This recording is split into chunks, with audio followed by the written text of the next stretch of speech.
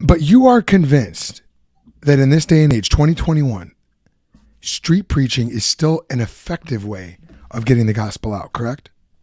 Yeah. Yeah. And in fact, it's a great question. It's like this, because like you've mentioned, you mentioned when you're painting a picture of what people think about when they hear about street preaching, and you said that's a straw man. That's not a straw man. That's the real, those are the excuses. Those are the things that you hear. They'll say, well, it's a different culture, for whatever reason. The reality is people were saying the same thing to Paul and the early disciples about how they were doing things. And so, human beings don't change. And that's just the reality. You can read through scripture and you can find out, in the Old Testament and in the book of Genesis, and you compare what's going on in Genesis to what's going on in our culture. The culture really, as far as, a culture is just, it's an aggregate of human beings. That's all a culture is.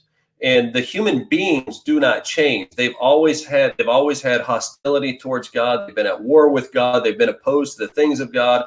And so human beings don't change. But again, it goes back to the fact that God has sovereignly elected people to be saved.